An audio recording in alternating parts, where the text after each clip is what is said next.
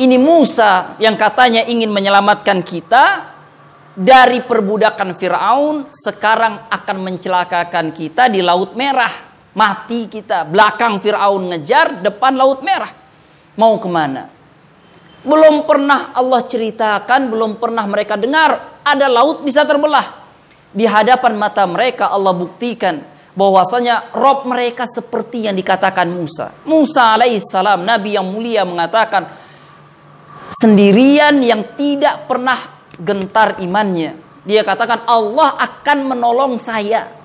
Maka asas keadilan Allah Subhanahu wa taala, Allah menyatakan wa ma kunna mu'adzabina hatta nab'atsa rasula. Kami tidak akan menghukum orang, gak akan. Allah gak akan hukum hambanya sebelum Allah memberi utusan.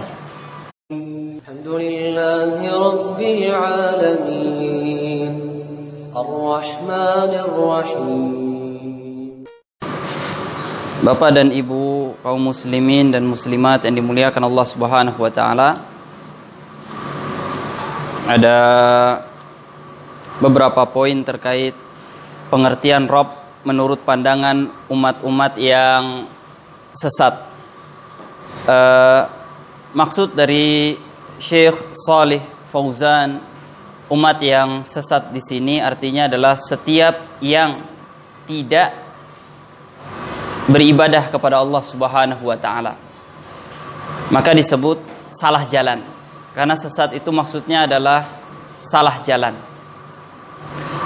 Allah Subhanahu wa taala sebelumnya telah menyatakan bahwa semua ciptaan Allah diciptakan oleh Allah untuk bisa mengerti bahwasanya Allah adalah Rabb mereka.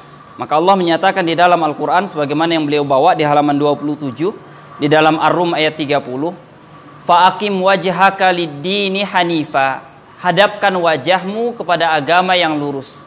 Fitratallahi allati fataran nasa 'alaiha. Allah berikan fitrah kepada manusia seperti itu. La tabdila li khalqillah. Tidak ada perubahan pada fitrah tersebut. Dzalikad dinul qayyim. Itulah agama yang lurus.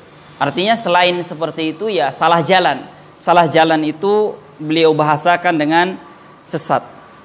Walakinna aktsaron nasi la ya'lamun. Tetapi kebanyakan manusia enggak tahu. Maka Allah Subhanahu wa taala telah menciptakan aslinya seluruh manusia di atas fitrah. Artinya di atas jalan yang lurus, semuanya mengerti bahwasanya Rabb mereka adalah Allah. Yang menciptakan mereka Allah, yang memberikan mereka rizki Allah, yang mengatur alam semesta ini adalah Allah Subhanahu wa taala. Kemudian Allah ceritakan bagaimana Allah telah mengambil ketetapan fitrah di dalam Al-A'raf 172. Masih di halaman 27 sampai 28. Allah menyatakan wa idz akhadha rabbuka min bani adam min zuhurihim dzurriyyatahum wa ashhadahum ala anfusihim alastu bi rabbikum qalu bala syahidna an taqulu yaumal qiyamati inna kunna an hadza ghafilin. Kata Allah Subhanahu wa taala, ingat ketika Rabbmu mengeluarkan keturunan anak Adam dari sulbinya, dari tulang punggungnya, Allah mengambil kesaksian setiap jiwa di antara mereka. Bukankah aku adalah Rabb kalian? Mereka menjawab iya. Jadi seluruh manusia dari awal Nabi Adam alaihissalam sampai akhir zaman nanti, semuanya telah dikumpulkan oleh Allah Subhanahu wa taala. Kemudian Allah bertanya kepada mereka semua, alastu bi rabbikum? Bukankah saya ini adalah Rabb kalian? Waalaikumsalam.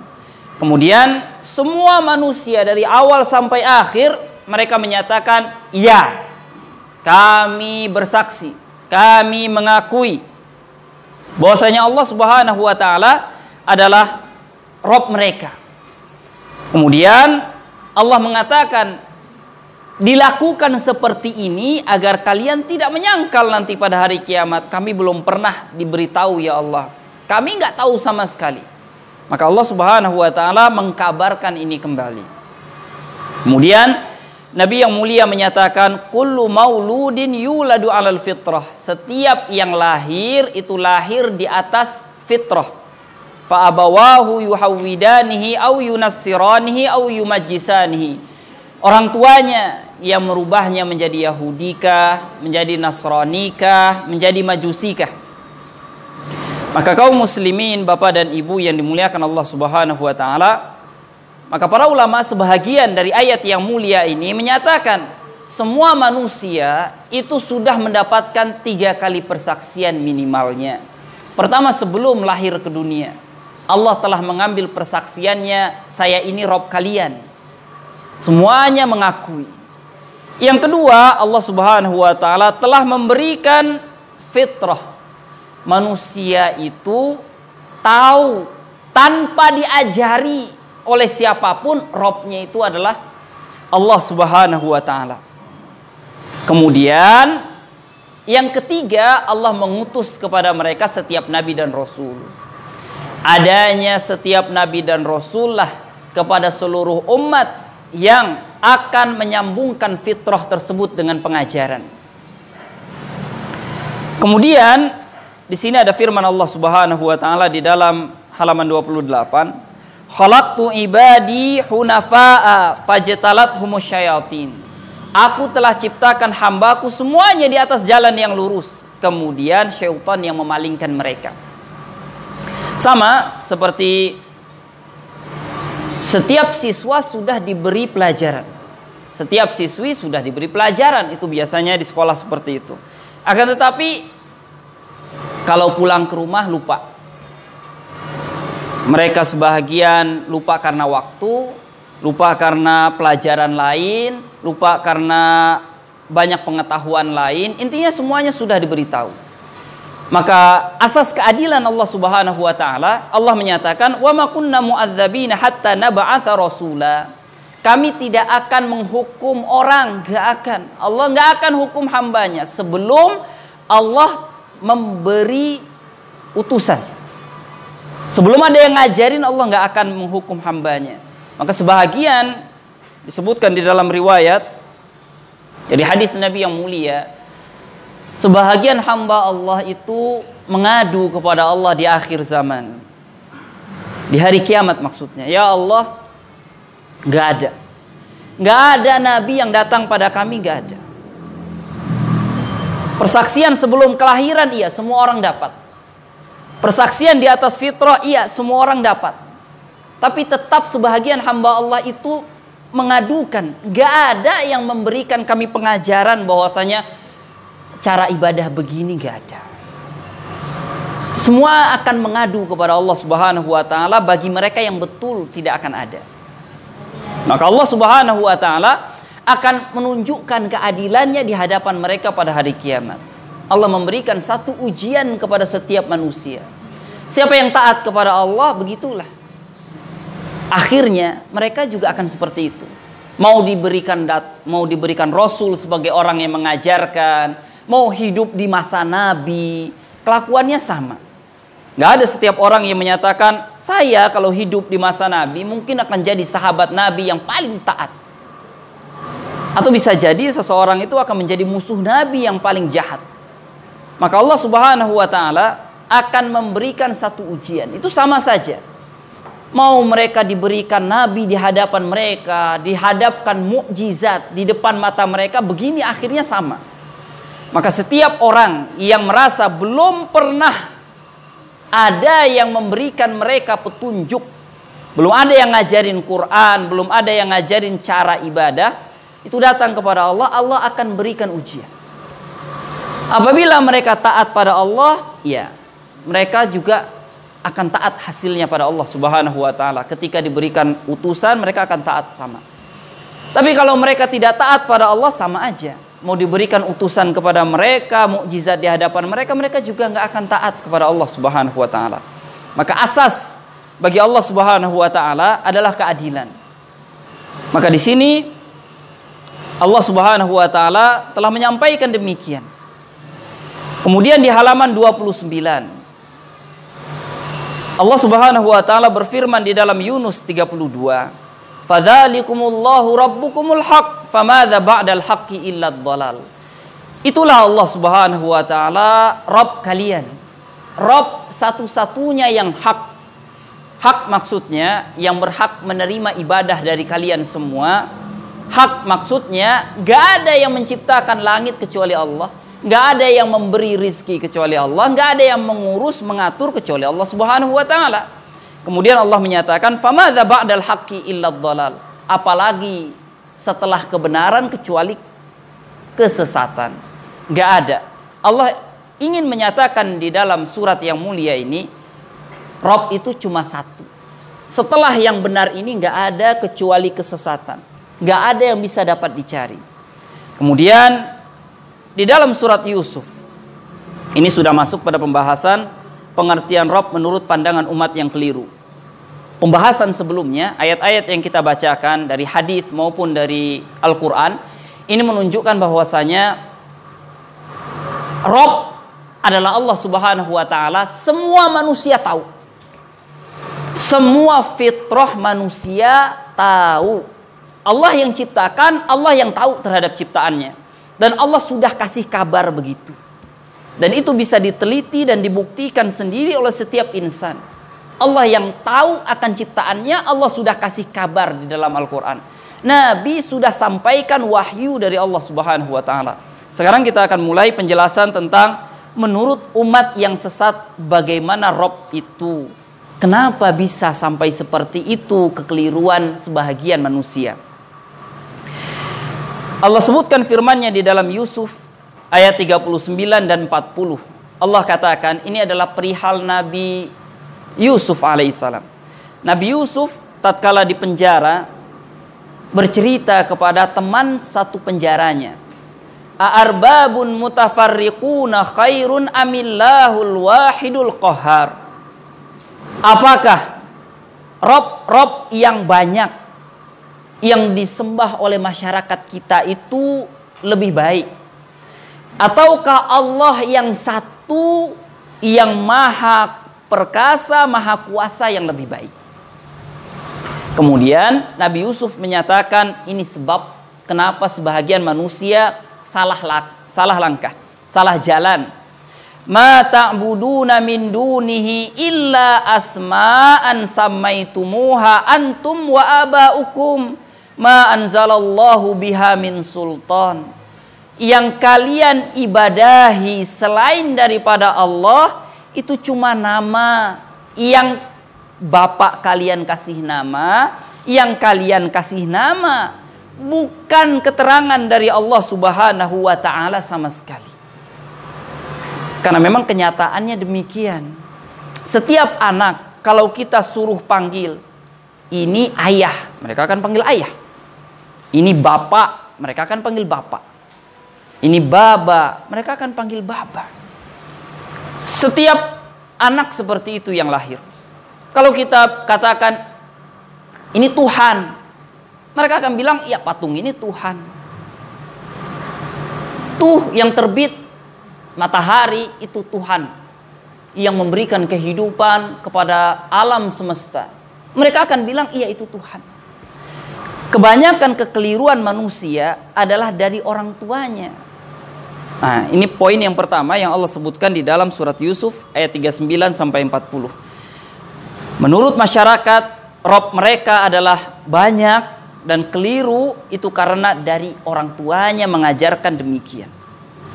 Kemudian Syekh Shalih Fauzan menerangkan, syirik dalam tauhid rububiyah artinya ada manusia yang beribadah pada Allah, ada juga yang bukan pada Allah. Kenapa demikian? Yakni dengan menetapkan adanya dua pencipta yang serupa dalam sifat dan perbuatannya adalah mustahil. Mustahil ada orang bisa mengakui Robnya itu banyak. Itu mustahil. Itu kata beliau hafizahullah ta'ala. Akan tetapi sebagian kaum musyrikin yakin bahwa Tuhan mereka memiliki sebagian kekuasaan alam semesta ini. Kenapa demikian? Setan mempermainkan mereka dalam menyembah Tuhan-Tuhan tersebut. Dan setan mempermainkan setiap kelompok manusia berdasarkan kemampuan akal manusia itu. Ada sekelompok orang yang diajak untuk menyembah orang yang sudah mati dengan jalan membuat patung mereka seperti umat di zaman Nabi Nuh. Karena kan ceritanya pertama kali seperti itu. Ini orang-orang hebat, ini orang-orang baik, ini orang jadi teladan, jadi pimpinan, kemudian mati. Kemudian dibuat gambarnya, dibuat patungnya. Lama-kelamaan bapak mereka bilang, ini kalau nggak ada ini, nggak ada dunia. Itu permainan dari setan. Kenapa bisa seperti ini? Karena bicara tanpa keterangan dari Allah Subhanahu wa ta'ala. Kenyataannya banyak seperti itu. Anak itu banyak bertanya. Sebahagian bapak nggak bilang saya nggak tahu. Bapak nggak tahu. Tapi bapak menjawab banyak hal.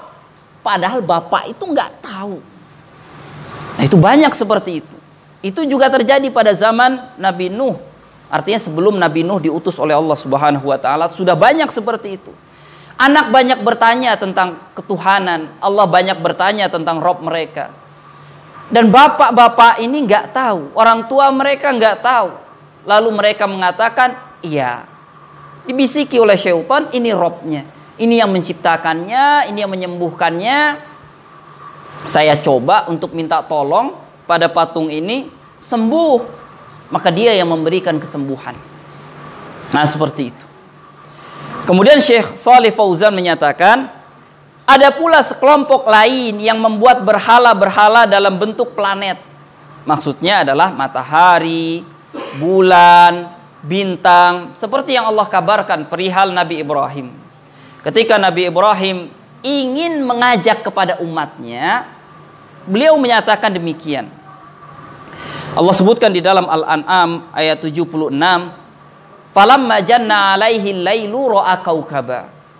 Kami tunjukkan kepada Ibrahim ayat kekuasaan kami. Ketika malam tiba, terlihat bintang-bintang. Qala hadza rabbi.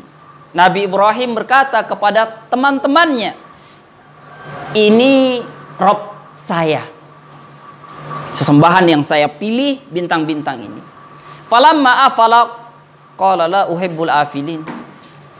Ketika bintang ini hilang, Nabi Ibrahim mengatakan kayaknya nggak pantas dia sebagai Rabb. Dia hilang, saya ditinggalkan. Falamma ra'al qamara bazighan qala hadza rabbi. Ketika dilihat oleh Nabi Ibrahim bulan dengan cahayanya yang terang benderang, dia katakan, ini Rabb saya. Nabi Ibrahim ingin membuktikan kepada masyarakatnya, kepada teman-temannya, begini proses manusia banyak keliru. Falamma afalaq qala la illam yahdini rabbi la akunanna minal qaumidh dhalin. Ketika hilang bulan itu, kalau Allah enggak kasih petunjuk saya bisa tersesat. Kemudian datang lagi matahari. Qala hadza rabbi. Ini Rabbku. Falamma afalat, akhirnya matahari juga hilang. Kayaknya ini bukan Rabbku. Baru beliau mengatakan seperti tadi. La illam yahdini rabbi la akunanna minal qaumidh dhalin. Kalau Allah enggak kasih saya petunjuk, saya jadi umat yang jadi orang yang tersesat. Nah, begitu manusia yang tidak tahu, dia melihat matahari dianggap Tuhannya. Dia lihat bulan dianggap Tuhannya. Dia lihat bintang dianggap Tuhannya. Nabi Ibrahim tahu bahwasanya Rabbnya bukan itu semua. Tapi sengaja mempraktekkan bagaimana akal manusia bekerja. Ketika melihat bintang, terpesona dengan bintang, ini Rabb, ini Tuhan, penguasa langit ada di atas. Ternyata bintang sementara hilang. Kemudian melihat bulan, lain daripada bintang. Terang cahayanya dilihat mata, ternyata juga sementara. Kemudian melihat matahari, ini Rabb, memberikan manfaat. Kan begitu sebahagian akal manusia dipermainkan oleh syaitan. Seperti yang Nabi katakan, fajtalat humus syayatin. Syaitan yang mengajak mereka, membimbing mereka untuk seperti itu. Nah, kemudian semuanya nggak ada. Kemudian Nabi Ibrahim berkata kepada masyarakatnya, kepada teman-temannya, ini wajjahtu wajhiya lilladzi fataras samawati wal ardh. Aku hanya hadapkan diriku, wajahku kepada pencipta langit dan bumi, kepada Allah Subhanahu wa ta'ala. Jadi Nabi Ibrahim ingin mengajarkan Rabb kita ini Allah. Kemudian beliau bawakan segala macam bukti dan mukjizat yang menunjukkan saya nggak berbohong, ini buktinya. Kemudian kata Syekh Shalih Fauzan, ada pula yang menyembah api seperti orang-orang Majusi.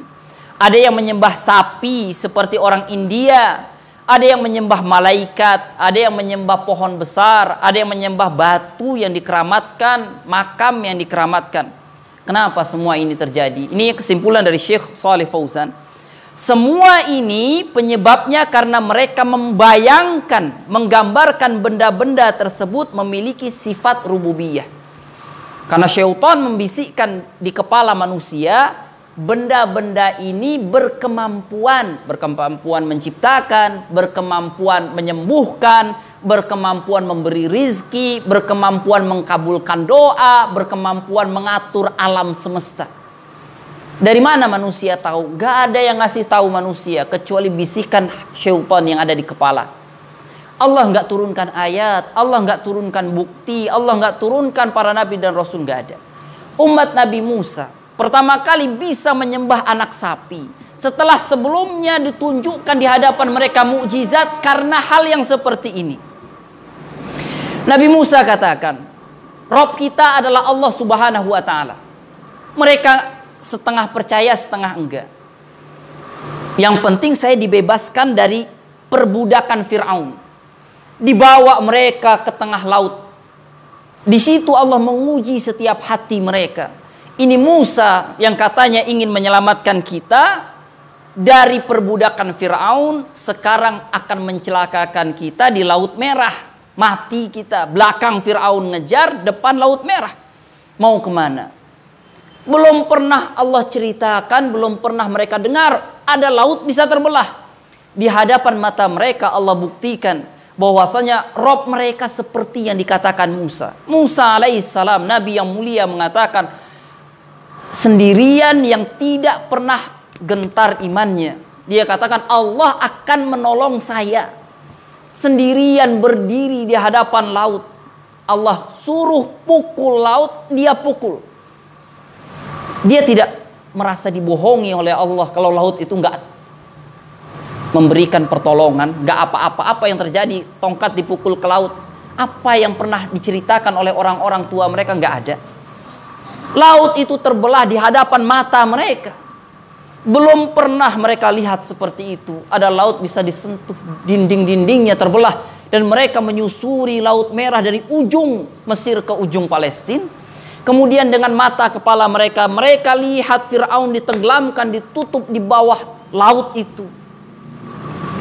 Inilah Rob kalian yang di atas langit, yang memberikan jalan untuk kalian keselamatan, kata Musa alaihissalam. Tapi ketika Samiri, sebagaimana yang Allah sebutkan namanya Samiri di dalam Al-Quran, membuat patung anak sapi. Kemudian patung itu ada suaranya, dibisikkan oleh syaitan, mengeluarkan suara ae. Enggak ngomong patung itu, enggak. Hanya suara ae. Enggak jelas suaranya. Sebahagian otak mereka dibisiki oleh syaitan untuk sujud kepada patung anak sapi. Setelah sebelumnya mata mereka melihat bagaimana Allah menyelamatkan diri mereka di tengah Laut Merah. Bisa syaitan mengambil pengikut dari manusia setelah Allah menunjukkan kehebatannya. Kemudian hanya dengan bisikan syaitan mereka menyembah patung anak sapi. Kemudian ketika mereka melewati pohon, orang-orang menyembah berhala di situ. Mereka minta, "Ya Musa, ij'al lana ilahan kama lahum alihah." Buatkan untuk kami satu Tuhan aja. Seperti orang itu punya banyak Tuhan, kami ingin rasanya seperti itu. Beribadah seperti itu. Kecenderungan beribadah adalah fitrah. Kehausan manusia untuk melakukannya, kerinduan manusia untuk melakukannya. Dan mereka hanya melihat contoh seperti itu dan mereka ingin menirunya.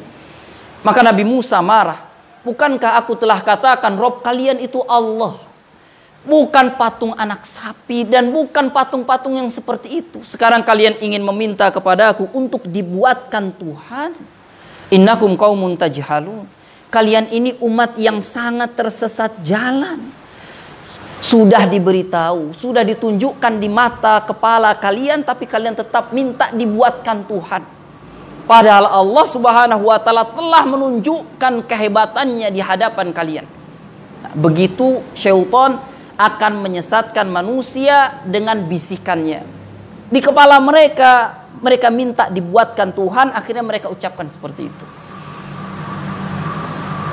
Maka Syekh Shalih Fauzan menyatakan semua ini penyebabnya karena mereka membayangkan di kepala mereka benda-benda itu memiliki kemampuan seperti yang kita sebutkan tadi. Terakhir adalah pernyataan Ibnu Qayyim rahimahullah. Beliau juga meneliti hal yang sama dan menyimpulkan pembuatan berhala pada mulanya adalah penggambaran terhadap Tuhan yang gaib. Mereka enggak lihat Tuhan. Kenapa dibuat berhala? Itu karena penggambaran di kepala terhadap yang enggak kelihatan itu. Lalu mereka membuat patung berdasarkan bentuk dan rupanya agar bisa menjadi perwakilan menggantikan kedudukan Rob. Kalau tidak begitu, enggak mungkinlah setiap orang yang berakal bikin patung dengan tangan sendiri, kemudian bilang patung ini adalah Tuhan yang menciptakan saya. Seperti Umar tertawa mengatakan, dulu kita di masa jahiliyah, kita buat makanan dan dibentuk seperti berhala. Kita bawa kemana-mana sebagai juru selamat. Bila kita lapar, nggak ada makanan lain, maka berhala itu kita potek dan kita makan. Setelah sebelumnya kita ibadah kepada berhala itu. Tertawa Umar. Begitu kita dulu. Karena kehausan manusia untuk ruh beribadah. Namun tidak terarah. Begitu pula para penyembah kuburan. Baik dahulu maupun sekarang. Mereka mengira orang-orang yang mati itu membantu mereka. Juga dapat menjadi perantara antara mereka dengan Allah. Siapa yang ngasih tahu? Gak ada yang ngasih tahu kecuali syaitan. Kemudian cerita dari mulut ke mulut. Saya setelah minta doa dari tempat itu dikabulkan. Maka sebagian orang yang berhajat datang coba-coba. Akhirnya kebetulan dikabulkan. Akhirnya terus terjadi penyembahan, terus terjadi permintaan kepada selain Allah Subhanahu wa taala. Allah abadikan ucapan mereka di dalam Az-Zumar ayat 3, "Ma na'buduhum illa liyuqarribuna ilallahi zulfa." Ketika Nabi mengatakan, "Kenapa seperti ini perbuatan kalian? Kalian tahu Rabbul Alamin, Allah Subhanahu wa taala." Mereka menyatakan, "Kami enggak nyembah mereka, tapi kami berharap jadi perantara mereka ini antara kami dengan Allah Subhanahu wa taala." Siapa yang suruh mereka untuk mengambil orang-orang di kuburan itu sebagai perantara? Enggak ada. Kecuali syaitan dan akal pikiran mereka semata. Kemudian Allah katakan di dalam Yunus ayat 18, "Wa ya'buduna min dunillahi ma la yadurruhum wa la yanfa'uhum wa yaquluna haula'i syufa'auna indallah." Mereka beribadah kepada sesuatu enggak bisa ngasih manfaat. Kalau mereka enggak ibadah juga enggak bisa ngukum. Akan tetapi mereka berani mengatakan, ini yang akan menjadi penolong kami di hadapan Allah Subhanahu wa taala. Seharusnya kami banyak dosa masuk neraka, dia bisa menolong kami. Seperti itu. Sebagaimana halnya sebagian kaum musyrikin Arab dan Nasrani mengira Tuhan-Tuhan mereka adalah anak-anak Allah. Kaum musyrikin Arab menganggap malaikat anak perempuan Allah. Nasrani menganggap Isa anak laki-laki Allah. Seperti orang Yahudi menganggap Uzair anak laki-laki Allah sebagaimana yang Allah abadikan di dalam Al-Quran. Dari mana mereka tahu? Allah kasih tahu Allah punya anak? Enggak. Akal semata yang dibisikkan oleh syaitan, malaikat anak perempuan Allah. Ini anak laki-laki Allah. Dari mana? Maka Allah katakan Allah enggak punya anak. Nah, semua itu yang menyimpang adalah sumbernya yang diringkaskan dari tulisan Syekh Fauzan adalah bisikan syaitan. Kemudian anggapan akal manusia, benda-benda itu punya kemampuan. Ketika diminta menyembuhkan bisa disembuhkan, ketika diminta yang tadinya sulit rezeki jadi lapang bisa. Ketika minta saya nggak punya anak, tolong dong kasih saya anak, ternyata kejadian. Padahal itu semua adalah pengkabulan dari Allah Subhanahu wa Ta'ala. Bukan patung yang nggak bisa ngomong, bukan patung yang nggak bisa ngasih hukuman kalau kita telat beribadah kepada mereka. Allah Ta'ala a'lam. Ini adalah beberapa penyimpangan atau anggapan orang-orang yang tersesat jalan terhadap Rob mereka. Kenapa bisa sampai seperti itu? Semoga mudah difahami. Alhamdulillahi Rabbil Alamin Ar-Rahmanir Rahim